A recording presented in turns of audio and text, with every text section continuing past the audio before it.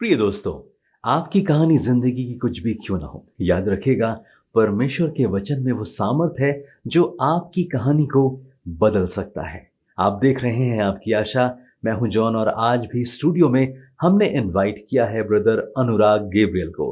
वैसे पिछला एपिसोड अगर आपने हमें देखा है तो आप जानते हैं हमारी लगातार बातचीत हो रही थी प्रार्थना पर। लेकिन आज का जो हमारा विषय है वो है भेंट, दान। जी हाँ, आज हम इसी विषय पर बात करने वाले हैं। ब्रदर, बहुत बहुत स्वागत है आपका आज के कार्यक्रम में। और धन्यवाद। जैसा कि आप जानते ही हैं कि हमारा आज का जो विषय है वो भेंट है। तो क्यों ये हमारे मसीही जीवन के लिए इतनी ज़्यादा ज़रूरी है, आवश्यक है, आप क्या कहेंगे इस पर? जॉन, ऐसा कहा जाता है, एक कहावत है, वो ये है कि जो कुछ हम कमाते हैं या हमको मिलता है, उससे हम अपनी जीविका चलाते हैं। जी। परंतु जो कुछ हम देते हैं, उससे हमारा जीवन चलता है। और ये बात इस बात को बताती है कि हमारे जीवन में उन बातों का जो हमें मिलता है, जो हमें पारिश्रमिक मिलता है, उसका जितना महत्व है, उतना ही महत्व उन बातों का है हमारे मसीही जीवन में, जो हम परमेश्वर के सामने देते हैं या परमेश्वर के लिए देते हैं, उसके कार्यों से ले देते हैं। कई बार जो है पुराने नियम में हम देखेंगे तो इन भेंटों को या दानों को जो है वो बलिदान के रूप में भी कहा गया है। अर्थात वो ऐसी चीज है जो कि हम अपने जीवन से काट कर, अपने जीवन से निकाल कर हम परमेश्वर के लिए देते हैं। तो ये महत्वपूर्ण विषय है जबकि हम मसीही जीवन में आते हैं। तो ये जो भेंट की बात हम करते हैं या एक हम दान की बात करते हैं कि हम किस प्रकार से परमेश्वर को क्या देते हैं, वो इसलिए महत्वपूर्ण है कि परमेश्वर जो है वो हमसे ये उम्मीद करते हैं। जिस प्रकार से हम परमेश्वर की आराधना करते, परमेश्वर की महिमा करते हैं, जिस प्रकार से हम परमेश्वर के प्रेम को प्रकट करते हैं, तो हमसे परमेश्वर ये उम्मीद करते हैं, एक्सपेक्ट करते हैं कि हम भी परमेश्वर के प्रति अपनी कृतज्ञता को, परमेश्वर के प्रति अपने प्रेम को और परमेश्वर के प्रति अपनी उदारता को, कि हमारे जीवन में परमेश्वर कितना महत्व रखते हैं। इन दानों को देने के द्वारा, इन भेंटों को देने के द्वारा हम परमेश्वर को महिमा प्रदान करते हैं। एक और इस चीज को समझने का जो तरीका है वो यह है कि हम जब किसी के पास मिलने जाते हैं, हमारे किसी मित्र के पास या हम अपने लोगों से मिलने जाते हैं, अपने पति या पत्नी से मिलने जाते हैं, अपने बच्चों के से मिलने जाते हैं, जब कोई खास अवसर होते हैं हमारे अपने लोगों के जीवन में, तो हम क्या करते हैं उनसे मिलने के समय? तोहफा लेते हैं। बहुत सुंदर सा तोहफा लेके जाते हैं। और वो तोहफा जो है वो उस योग्य हम चुनाव करते हैं जो हमारा संबंध उसके साथ है।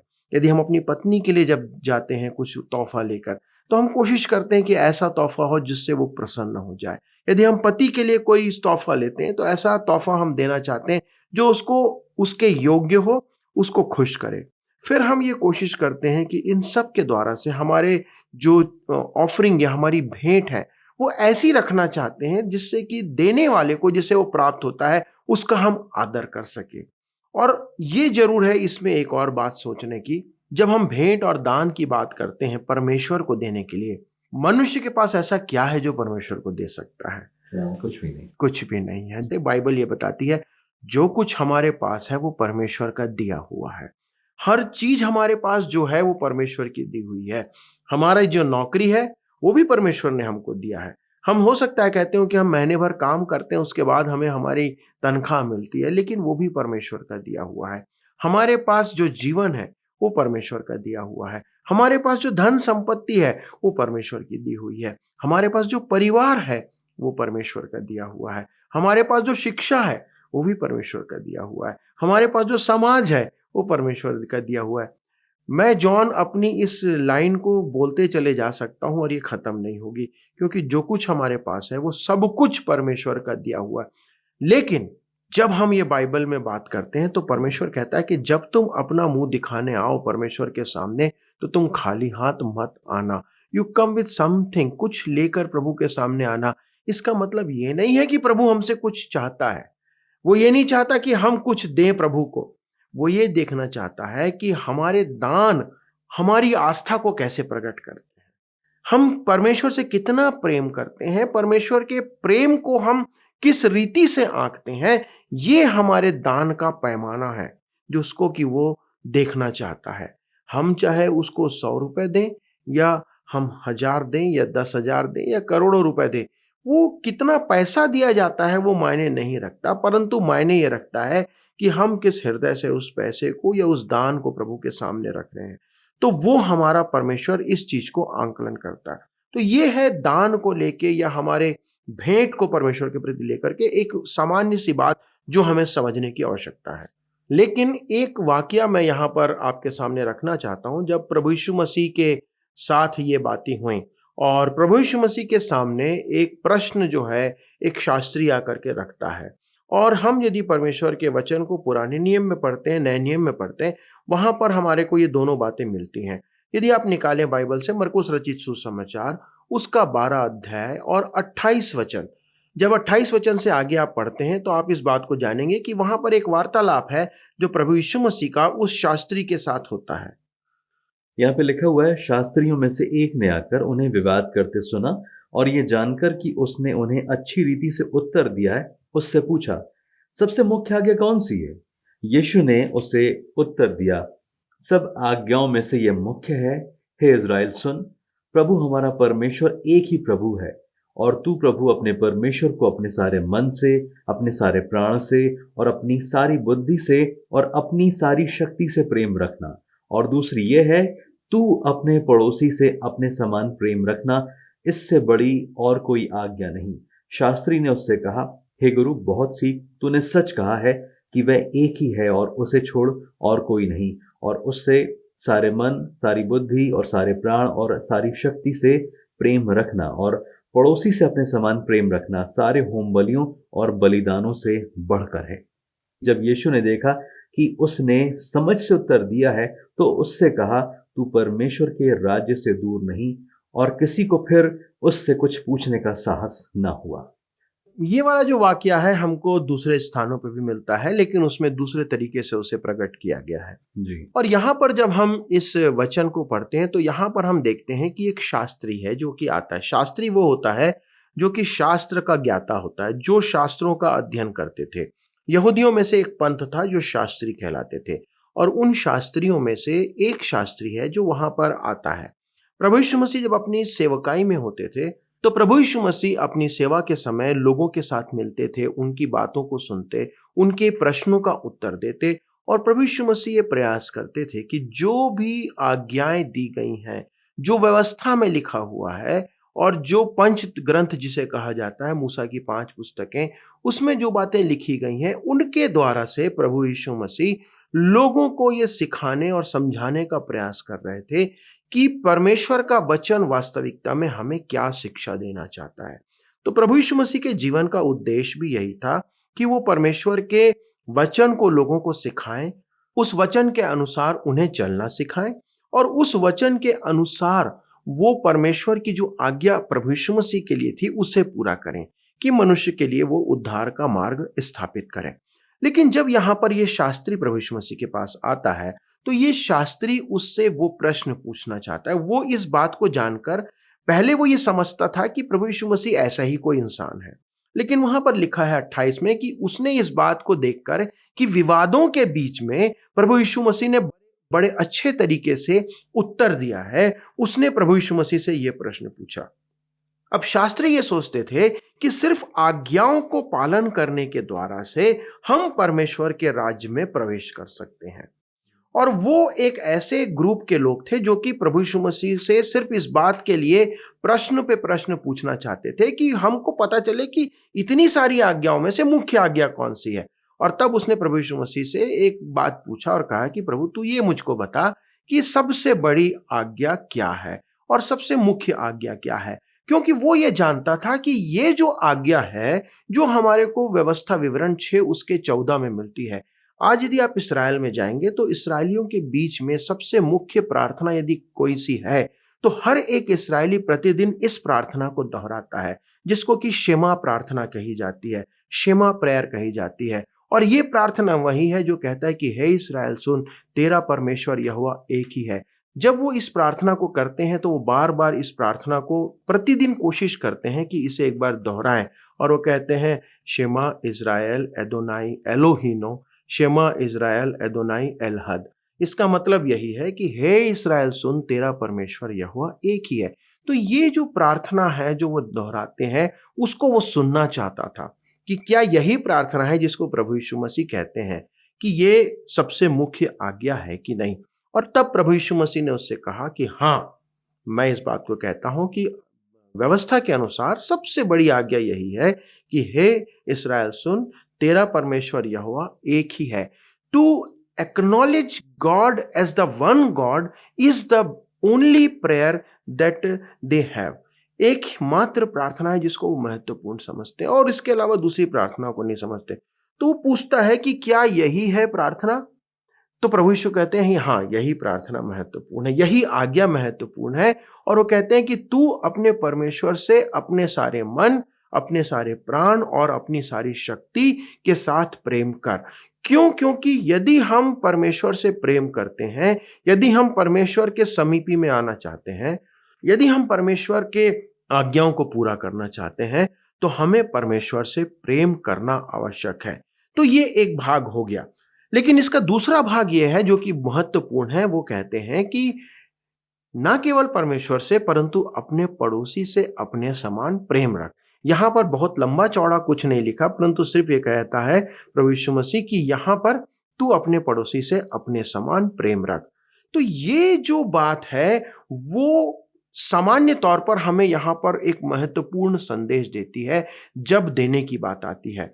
तो यहां पर ये इस बात को कहना चाह रहा है कि हमें पड़ोसी से प्रेम रखना है, ये महत्वपूर्ण आज्ञा है जो हमारे लिए आवश्यक है। लेकिन जब वो आगे बढ़ता है तो एक और बात प्रभु यीशु मसीह के सामने वो कहता है जिसके लिए प्रभु यीशु मसीह उससे सराहते हैं और सराह करके कहते हैं कि तुझको अब स्वर्ग राज्य से तू ज्यादा दूर नहीं है। और वो क्या बात है जो उसके अंतिम भाग में प्रभु यीशु मसीह ने उसके सामने कहा? यहाँ लिखा है, और उससे सारे मन, सारी बुद्धि और सारे प्राण और सारी शक्ति के साथ प्रेम रखना, और पड़ोसी से अपने समान प्रेम रखना सारे होम बलियों और बलिदानों से बढ़कर है। यहां पर एक बात जो महत्वपूर्ण आती है, जो उसने कहा कि सारे होम बलियों और मेल बलियों से उत्तम है। तो यहां पर जो वो दान की बात यहां पर आ रही है, यहां पर प्रभु यीशु मसीह उसको इसलिए सराहते हैं क्योंकि वो ये कह बता रहे हैं कि जो हम दान चढ़ाते हैं, चाहे हम बलिदान चढ़ाते हैं, चाहे हम जो कुछ भी परमेश्वर को चढ़ाते हैं, उससे ज्यादा महत्वपूर्ण हमारे लिए ये है कि हम परमेश्वर को एकमात्र उद्धारकर्ता माने, हम परमेश्वर को समझें और साथ ही साथ अपने पड़ोसी से प्रेम करें जैसा हम परमेश्वर से प्रेम करते हैं।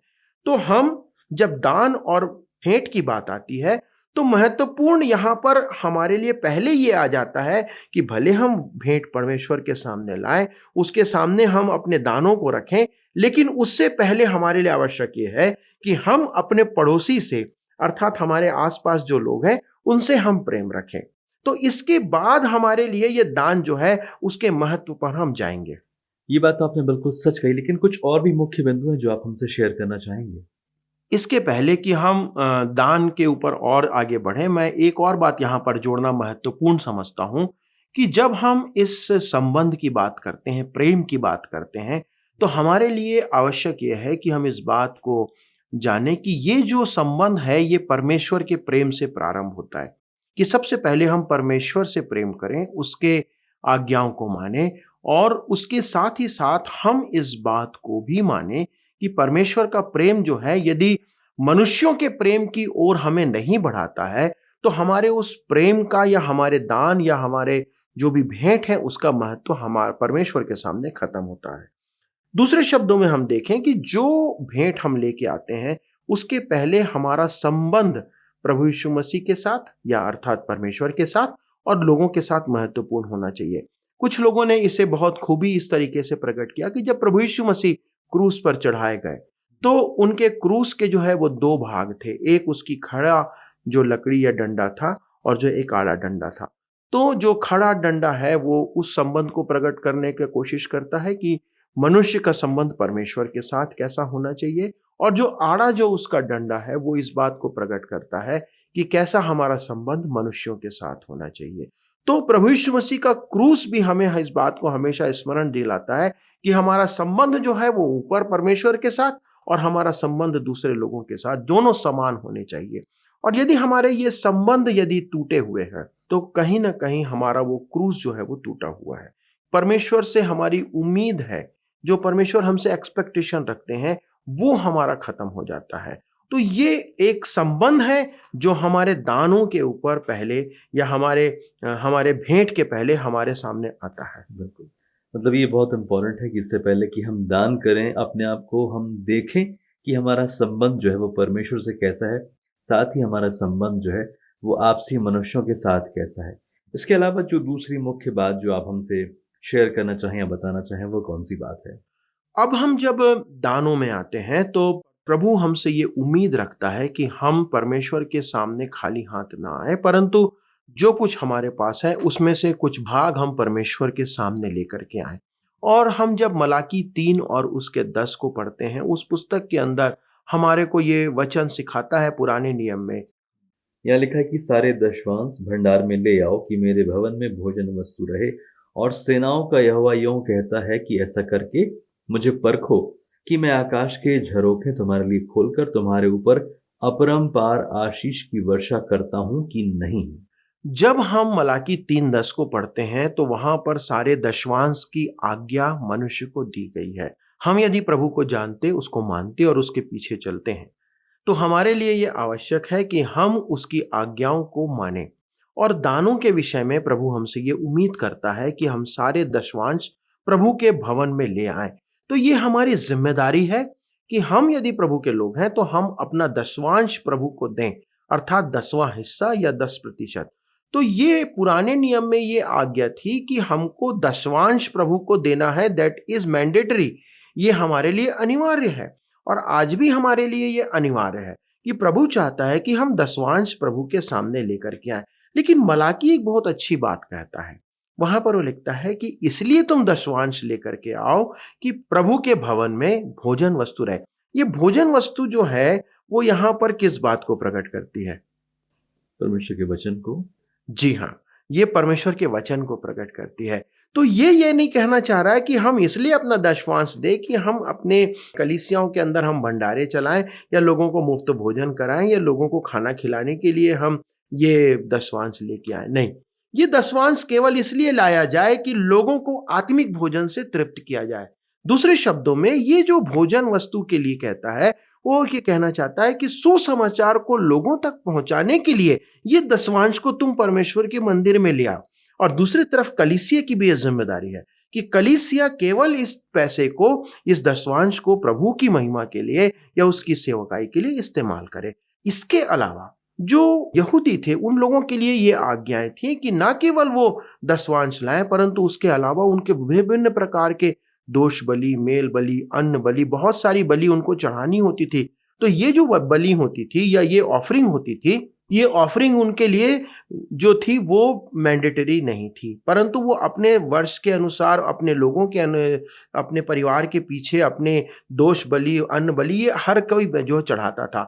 लेकिन जो दशवांश था वो मैंडेटरी था, हर एक के लिए महत्वपूर्ण था। तो ये जो दशवांश था ये हमारे लिए भी मैंडेटरी है। लेकिन अब कई लोग ये कहते हैं कि हम प्रभु की सेवा करना चाहते हैं, लेकिन वो ये कहते हैं कि मेरे पास देने के लिए समय नहीं है, आप मेरा बाकी चीज ले लो लेकिन मैं समय नहीं दे सकता।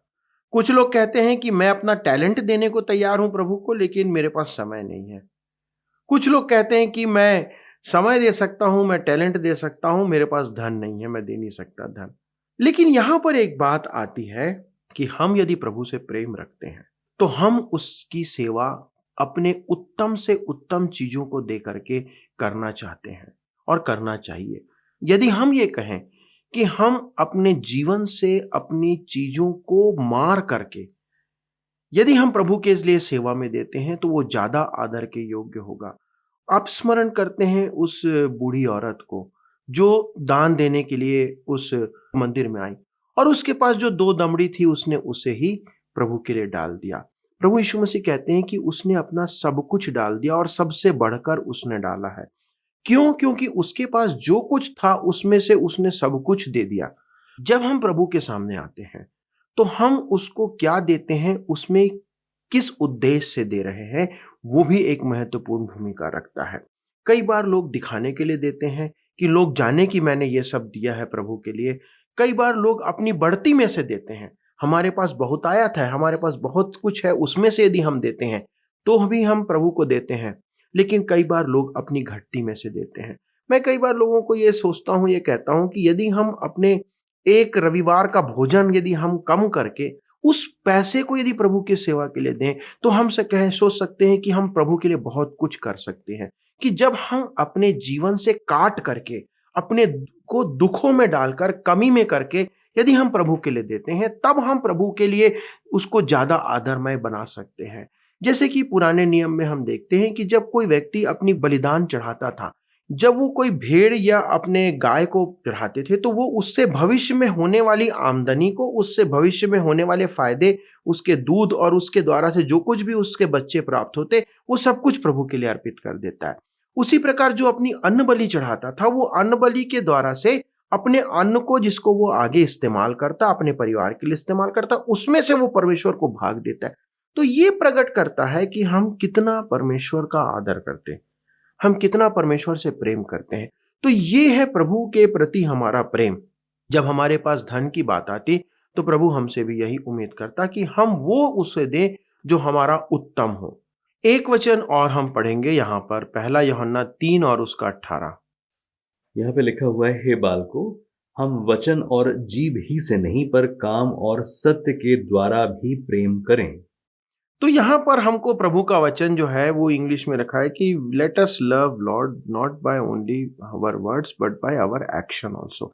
हमारे शब्दों के द्वारा ही नहीं, परंतु हमारे कार्यों के द्वारा हम परमेश्वर से प्रेम करें। अब हमारा प्रेम हम कैसे प्रकट कर सकते हैं? कि हम अपना कितना समय प्रभु को देते हैं। ये है हमारा उत्तम दान जो हम प्रभु को दे सकते हैं। हम कई बार घर में बैठ करके घंटों समय व्यतीत कर देते हैं। यदि हम उस समय में हम थोड़ा सा समय प्रभु का वचन किसी के साथ बांटने में दे दें, यदि हम दिन में आधा घंटा भी प्रभु के लिए देते हैं, तो उसका कितना बड़ा प्रतिफल हमें मिलेगा, यह आप और मैं नहीं सोच सकते। जब हम अपने धन को उस सेवा के लिए देते हैं, तो हम ये नहीं जानते कि कितने अधिक लोगों को ये सुसमाचार पहुंचाने के लिए ये सहायता करने पाएगा। जब हम इस हमारे ट्रांसवर्ल्ड रेडियो इंडिया में हम काम करते हैं, हमारा प्रयास ये रहता है कि हम ज्यादा से ज्यादा लोगों तक सुसमाचार लोगों को पहुंचाएं। हमारा उद्देश्य ये होता है कि हम विभिन्न विभिन्न भाषाओं में, आज हम 100 से अधिक भाषाओं में लोगों के पास पहुंच रहे हैं, ताकि उन लोगों को परमेश्वर के वचन को सुना सके और लोग प्रभु को जान सके। हमारी जिम्मेदारी क्या है एक मसीही, एक विश्वासी होने के नाते, कि हम इन सेवाओं को आगे बढ़ाएं, इन सेवाओं के साथ हम मिलकर के काम करें, हम इन सेवाओं के साथ खड़े होकर के प्रभु से इनके लिए प्रार्थना करें, और जो कुछ हम अपना समय, अपनी योग्यता, अपना धन दे सकते हैं, वो सब हम इनके साथ लगाएं। तो प्रभु इन वरदानों को हमसे चाहता है, इसलिए नहीं कि हम सिर्फ ये दिखाने के लिए कि हमने कितना दिया, परंतु इस बात के लिए कि उस दान के द्वारा, चाहे वो समय का दान हो, चाहे हमारे पैसे का दान हो, चाहे हमारी योग्यता का दान हो, इन सारे के द्वारा से प्रभु चाहता है कि हम प्रभु की महिमा करें। लेकिन इस बात को सदा स्मरण रखें कि हमारे वरदान जो भी हम हैं, जो भी हमारे दान हैं, जो भी हमारे उपहार हैं, जो भी हमारे बलिदान हैं, इससे उत्तम प्रभु ने यह कहा कि परमेश्वर के साथ हमारा संबंध और हमारे मनुष्यों के साथ हमारा संबंध वो उससे उत्तम है। तो हम हमेशा इस बात को स्मरण रखते हुए अपने उपहारों को परमेश्वर के सामने लेकर के आए। सच में ये बहुत ही महान और आश्चर्यजनक बात है कि अगर हम परमेश्वर के साथ अपने संबंध को बेहतर करते हैं, अगर अपने संबंध को जो मनुष्यों के साथ है उसे हम बेहतर करते हैं, तब परमेश्वर हमारे दानों को, भेंट को स्वीकार करता है। कोशिश कीजिए कि इससे पहले कि हम दान दें, भेंट दें परमेश्वर के लिए, अपने टैलेंट के द्वारा, अपने पैसों के द्वारा, अपने वक्त के द्वारा, हमारा संबंध परमेश्वर से एकदम सही हो, हमारा संबंध मनुष्यों से सही हो। आइए हम मिलकर प्रार्थना करें और फिर हम आगे बढ़ेंगे। हमारे स्वर्गीय पिता, हम प्रभु यीशु मसीह के नाम को लेकर आपके सन्मुख आते हैं। प्रभु, हम मनुष्य हैं, कमजोरियां हमारे अंदर हैं, लेकिन होने दे प्रभु, जब हमने आपके वचन से आज देखा और सीखा कि प्रभु हमारा तुझसे संबंध बेहतर होना चाहिए, मनुष्यों के साथ हमारा संबंध बेहतर होना चाहिए। प्रभु, बहुत बार हम यहाँ पर कमजोर साबित होते हैं, हम तुझसे मिलना चाहते हैं, लेकिन अपने जो पड़ोसी हैं उनसे बात तक नहीं करना चाहते। प्रभु, होने दे कि हम अपने जीवन को सुधारें, अपनी गलतियों को माने और प्रभु एक नए रीति से अपने दिल को बदल कर प्रभु आपको प्रसन्न करने वाले हो सकें। जो योग्यताएं आपने हमें दी हैं, जो वक्त आपने हमें दिया है, जो जॉब आपने हमें दी है, जो पैसे आपने हमें दिए, उन सब के द्वारा हम आपको महिमा दें और आप हमसे प्रसन्न हो सकें, ऐसी तो हम पर दया कर। एक बार फिर से महिमा आपको देते हैं, विनती यीशु मसीह के नाम में होकर मांग लेते हैं, आमीन। प्रिय दोस्तों, आज का कार्यक्रम आपको कैसा लगा हमें बताइएगा ज़रूर। अगर आप भेंट के बारे में, दान के बारे में, कुछ और भी बातों को जानना चाहते हैं तो हमें बड़ी खुशी होगी अगर आप हमें पत्र व्यवहार करते हैं, हमें फ़ोन करते हैं, हमें ईमेल्स करते हैं। हम इंतज़ार कर रहे हैं आपकी फ़ोन कॉल्स का, आपके मैसेजेस का। नंबर स्क्रीन पर दिया गया है, आप हमसे बातचीत कर सकते हैं। लेकिन आज के लिए बस इतना ही। अगले कार्यक्रम में हम आपसे फिर मिलेंगे एक नए विषय के साथ। तब तक परमेश्वर के वचन के अनुसार बढ़ते रहिए और वैसा बनिए जैसा मसीह आपको बनाना चाहता है। इस वक्त मुझे यानी कि जॉन को और ब्रदर अनुराग गैब्रियल को दीजिए इजाजत। नमस्कार।